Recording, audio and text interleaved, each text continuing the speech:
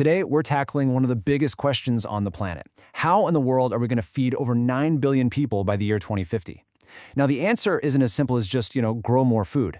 It's going to take a complete reinvention of how we think about agriculture. And honestly, the clock is ticking. So let's get right into it. I want you to just take a second and really let that quote sink in. Everything humanity has produced since we first started farming all the way back to the dawn of civilization, we have to do all of that again. But this time, we have to do it in the span of a single generation.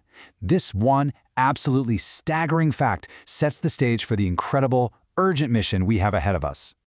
So what's behind this unbelievable demand? Well, it really boils down to two incredibly powerful global forces that are hitting us at the exact same time. Together, they create what we're calling the 8,000-year challenge. Okay, so the first driver is pretty straightforward. There are just going to be a lot more people. Our global population is on track to surge from around 8 billion today to over 9 billion by the year 2050. That's more than 1 billion new mouths to feed, each and every day. But here's where things get a little more complicated. You see, the food demand equation isn't just about the number of people.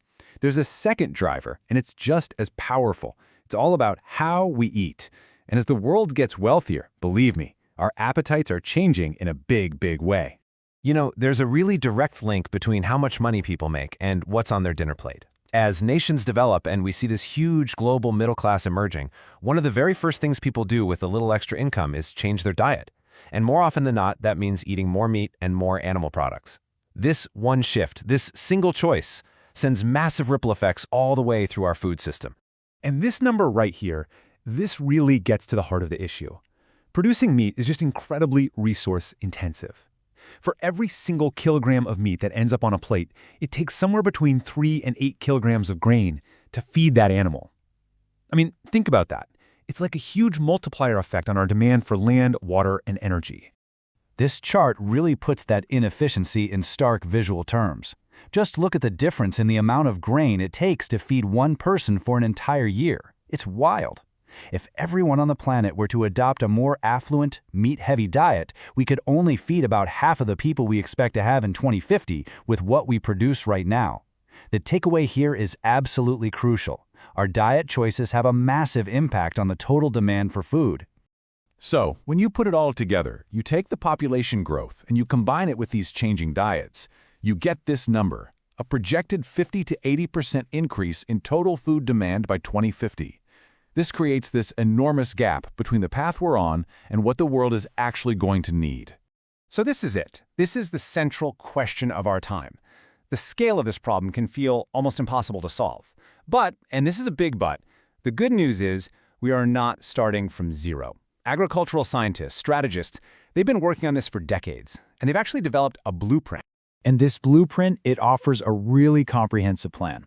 It acknowledges that there's no single silver bullet solution. Instead, what it does is it gives us a strategic framework that organizes all the possible actions we can take into a clear, manageable plan. It's called the food wedges framework, and you can almost think of it like a pie chart, where each slice, or wedge, represents a different category of solutions. It's a really powerful tool because it lets us see how all these different actions, everything from changing our diets to advanced plant breeding, all fit together to close that massive food gap we were just looking at. The whole framework is built on 3 core pillars, or strategic pathways. First, we can take actions to actually reduce the total demand for food. Second, we can find ways to fill the production gap and simply grow more. And third, and this is so important, we absolutely must avoid losing the ability to produce food that we already have. Any successful global strategy has to do all 3 of these things at the same time. Okay, so let's look at that first wedge, reducing demand. In a lot of ways, this one is all about efficiency, just being smarter with what we already produce. It means tackling the absolutely staggering amount of food that gets wasted from the farm all the way to our forks, encouraging shifts toward diets that are less heavy on resources, and even taking a hard look at policies that turn food crops into fuel. Now, the second wedge is what most of us probably think of first, filling the production gap. This is all about increasing the total output of our farms. We can do this by helping farmers in regions with low yields get better results, by using advanced breeding and genetics to boost a crop's maximum potential, and really, only as a last resort, by carefully considering if we should use more land or water. And finally, we have the third wedge, which is basically all about playing defense. We have to protect our existing ability to grow food. This means preventing soil from degrading, protecting our precious water resources, developing crops that can adapt to a changing climate, and of course, protecting our farms from new pests and diseases. We just can't afford to lose any ground here. So now that we have the blueprint, let's zoom in a little. Let's pick one of those key actions inside that second wedge, filling the production gap. I think this will give us a really practical, real-world sense of how these strategies actually work. So to understand this, we first need to get our heads around something called the yield gap. See, every crop has a theoretical maximum yield based on its genetics and the local climate, the amount of sun, the temperature. The yield gap is simply the difference between that absolute potential and what farmers are actually getting out of their fields. And closing this gap, it's one of the biggest opportunities we have. And here's what's so crucial to understand. The strategy for closing that yield gap depends entirely on where you are. In high-yield regions, let's say North America, the gap is pretty small. So there, the focus is on really advanced breeding to try and inch those yields just a little bit higher. But in many low-yield regions, the gap is massive. The biggest wins there don't come from some new miracle seed. Nope, they come from better management, getting the basics right, like water, nutrients, and pest control. This just proves there is no single solution. It has to be tailored to local conditions. Okay, let's pull back out now for the big picture. We've seen the absolutely monumental scale of the challenge we're facing. But we've also seen that there's a clear, strategic blueprint for how to meet it. We have this entire portfolio of solutions that we can use. And really, this is the ultimate takeaway from this whole explainer. The problem of feeding 9 billion people is not a technical problem. We have the science, we have the strategies, we have the tools. The food wedges framework shows us the path. The real challenge, the true test, is social and political.